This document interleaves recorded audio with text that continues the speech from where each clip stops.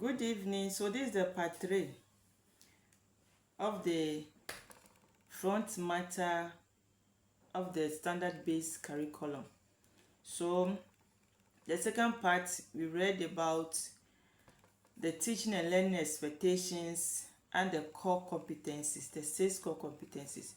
So I'm going to continue from learning domains into bracket expected learning behaviors. Okay, so let's start. As I've been saying, I'm going to read verbatim from the curriculum. Okay, so we are starting. Learning domains.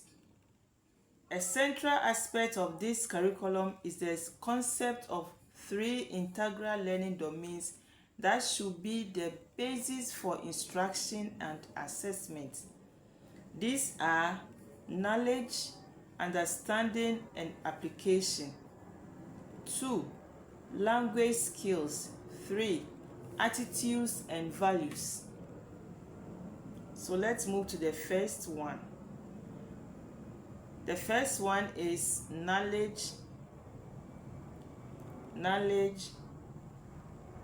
understanding, and application.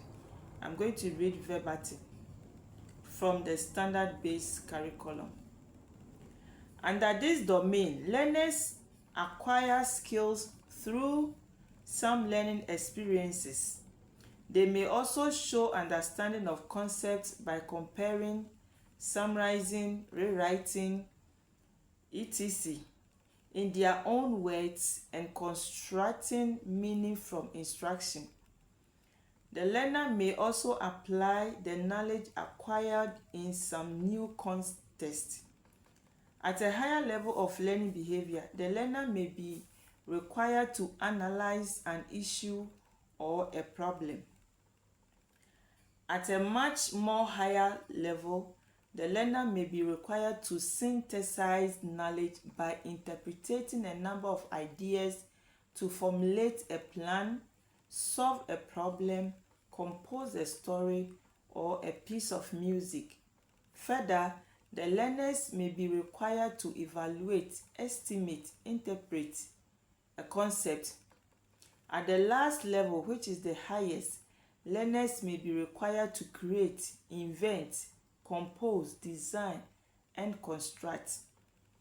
These learning behaviors, namely knowing, understanding, applying, analyzing, synthesizing, evaluating, and creating, fall under the domain knowledge, understanding, and application. In this curriculum, learning indicators are stated with action verbs to show what the learner should know and be able to do. For example, the learner will be able to describe something.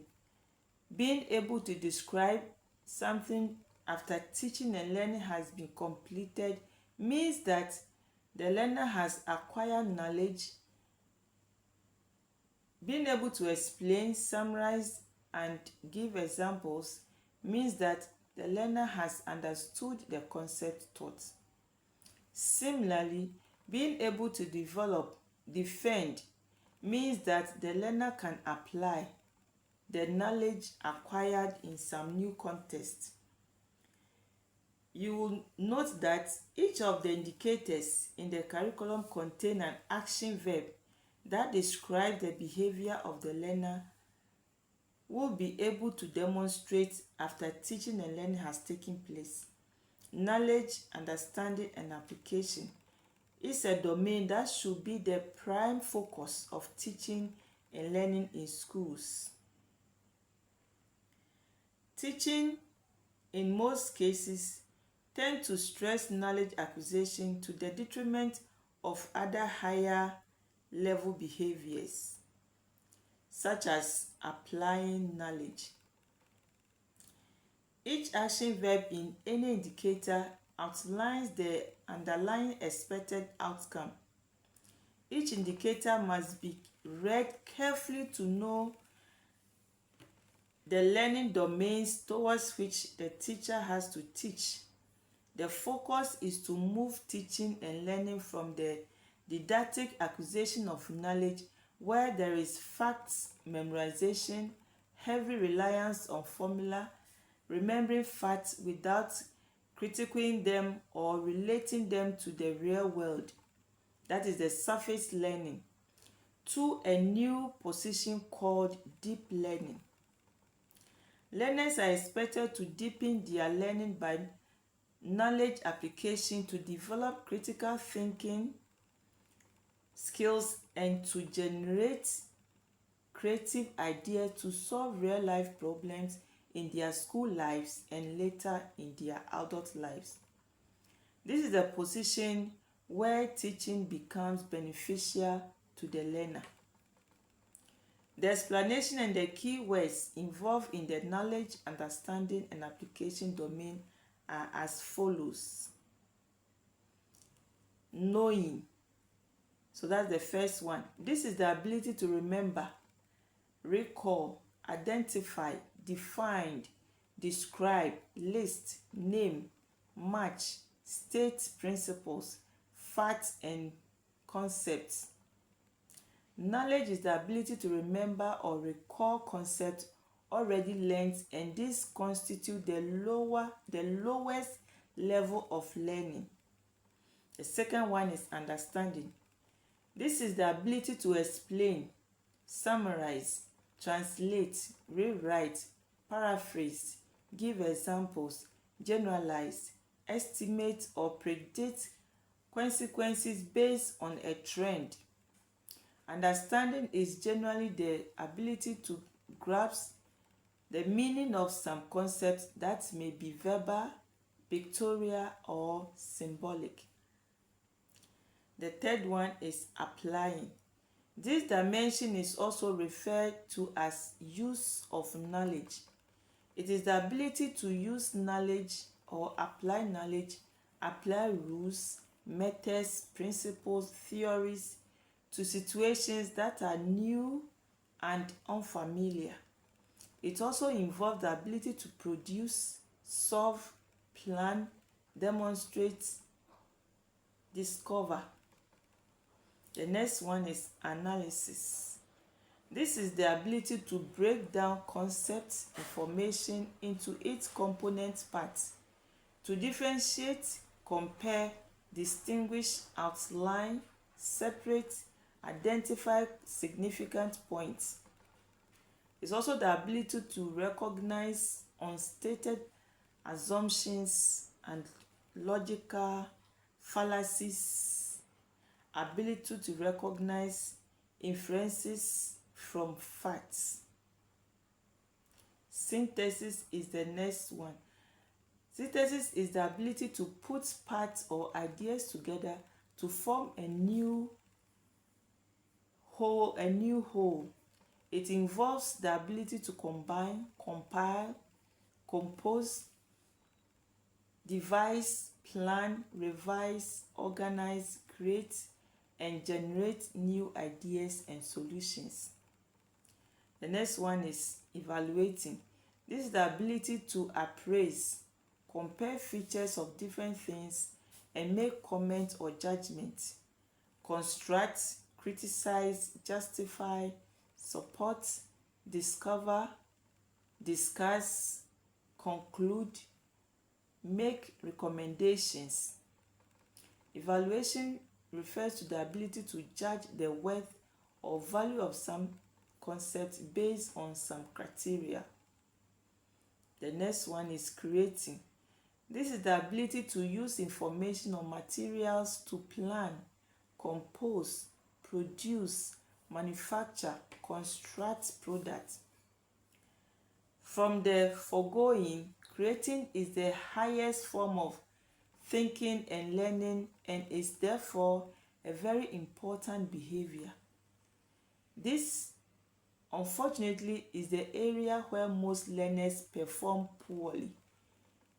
In order to get learners to develop critical thinking skills, beginning right from the lower primary level, it is advised that teachers do their best to help their learners develop analytic skills, as has been said already.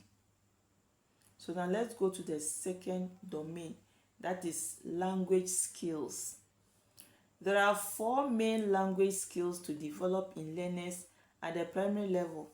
These are listening, reading, speaking, and writing. Explanation of meaning of the 4 skills are as follows. Listening. This is the ability to accurately receive and interpret messages in the communication process. For example, the ability to listen to, understand, and follow directions or instructions given in a language. Reading. This is the ability to read, understand what is conveyed in a piece of writing. The reader must be able to read coherently and must be able to answer questions arising from the passage read. He or she should also be able to summarize passages read in his or her own words to show understanding of the passages. Speaking. Speaking is the ability to speak a language clearly and in a way that will be understood by listeners. This is an oral communication skills that learners should be encouraged to practice to perfection. Writing. This is the ability to express oneself clearly and comprehensively in writing. Writing may be in the form of simple sentences, short essays, composition, summaries, or letters. Learning the English language implies the acquisition of 2 major abilities or behaviors. These are knowledge and understanding, and the use of knowledge. Knowledge and understanding refers to the ability to identify and recall, for example, the principles of grammar acquired through instruction and further acquired through listening and reading. Use of knowledge implies the ability to use the language in writing and in speaking. Beside the 2 dimensions of the 4 skills, listening, reading, speaking, and writing, listening and reading are referred to as receptive skills. They are the skills through which a learner receives communication. Speaking and writing are referred to as productive skills, since these are the skills which require the learner to produce knowledge acquired through speaking the language and through writing letters or composition. Now the third domain, that is attitudes and values. To be effective, competent, and reflective citizens who will be willing and capable of solving personal and societal problems, learners should be exposed to situations that challenge them to raise questions and attempt to solve problems. Learners therefore need to acquire positive attitudes, values, and psychosocial skills that will enable them to participate in debates and take a stand on issues affecting them and others. So let's look at the attitude. Attitude number 1, curiosity. It is an inclination or a feeling towards seeking information about how things work in a variety of fields. Number 2, perseverance. This is the ability to pursue a problem until a satisfying solution is found. 3, flexibility in ideas. It is the willingness to change an opinion in the face of more plausible evidence. 4, respect for evidence. It is the willingness to collect and use data in one's investigation and also have respect for data collected by others. 5, reflection. This is the habit of critically reviewing ways in which an investigation has been carried out to see possible faults and other ways by which the investigation could be improved. Values. At the heart of the curriculum is the belief in nurturing honest, creative, and responsible citizens. As such, every part of this curriculum, including the related pedagogy, should be consistent with the following set of values. Respect. These include respect for the nation of Ghana, its institutions, laws and culture, and respect among its citizens and the friends of Ghana. Diversity. Ghana is a multicultural society in which every citizen enjoys fundamental rights and responsibilities. Learners must be taught to respect the view of all persons and to see national diversity as a powerful force for nation development. The curriculum promotes social cohesion. Equity. The socioeconomic development across the country is uneven. Consequently, it is necessary to ensure an equitable distribution of resources based on the unique needs of learners and schools. Ghana's learners are from diverse backgrounds, which requires the provision of equal opportunity for all, and that all should thrive to care for one another, both personally and professionally. Commitment to achieving excellence. Ghana's learners must be taught to appreciate the opportunity provided through the curriculum and persist in doing their best in whatever field of endeavor as global citizens.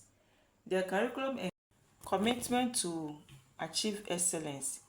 Ghana's learners must be taught to appreciate the opportunities provided through the curriculum and persist in doing their best in whatever field of endeavor as global citizens. The curriculum encourages innovativeness through creative and critical thinking and the use of contemporary technology. Ghana, thus, will instill the value of excellent service above the self. Teamwork and collaboration. Ghana's schools are to be dedicated to a constructive and team-oriented working and learning environment. This also means that learners should live peacefully with all persons with an attitude of tolerance and collaboration. Truth and integrity.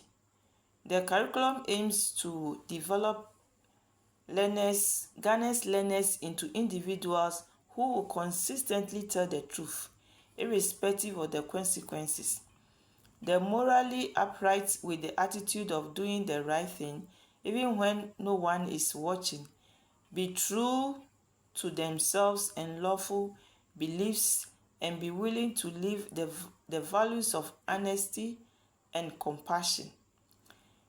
Equally important, the ethos of the workplace, including integrity and grit, must underpin the learning process to allow students to see and apply academic skills and competencies in the world of work. So I will end here and continue with assessment in the next part. Thank you.